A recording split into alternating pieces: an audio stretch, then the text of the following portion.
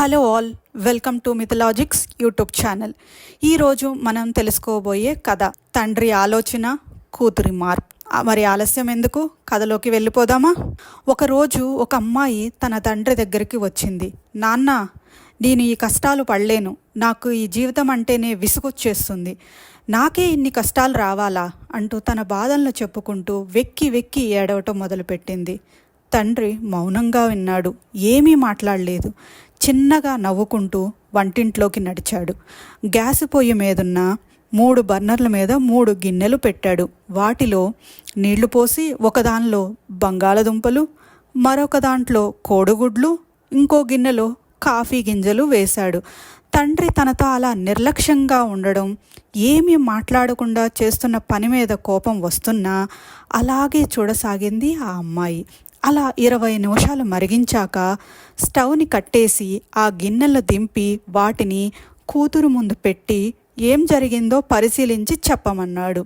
నాన్న అలా ఎందుకు చేశాడా పని అని అయోమయంగా ఉన్నా ఆ కూతురు వాటిని పరిశీలించాక అంది, ఏముంది, దుంపలు మెత్తబడ్డాయి, కోడిగుడ్డు గట్టిపడింది, కాఫీ డికాషన్ వచ్చింది, అయినా ఇదంతా నన్ను ఎందుకు అడుగుతున్నావు నాన్న అంది.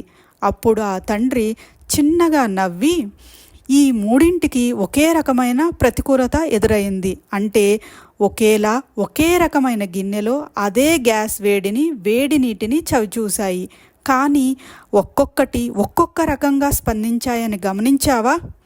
మామూలుగా గట్టిగా ఉండే దుంపలు ఇప్పుడు మెత్తబడ్డాయి, చితికిపోయే గుడ్డు గట్టిపడింది, గట్టిగా ఉండే కాఫీ గింజలు మెత్తబడి వాటిలో రసాన్ని ఊరించి నీటి రంగునే మార్చింది. అవునా?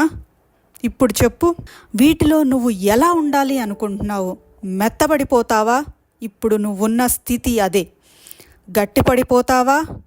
పరిస్థితులను మారుస్తావా? ఇక్కడ నీదే ఎంపిక. దాని మీదే ఇందాక నీవడిగిన ప్రశ్నకి సమాధానం ఉంది అన్నాడు. ఆ అమ్మాయి ముఖంలో ఏదో తెలియని వెలుగు, కన్నీళ్లు ఆగిపోయాయి. బాధ లేదు, దాని బదులుగా ఆ కళ్ళల్లో అంతులేని ఆత్మవిశ్వాసం కనిపించింది. నానా, you are my real hero, mentor, ever and for ever అని కృతజ్ఞతా భావంతో ఉంది. Hope you like this video. Thank you.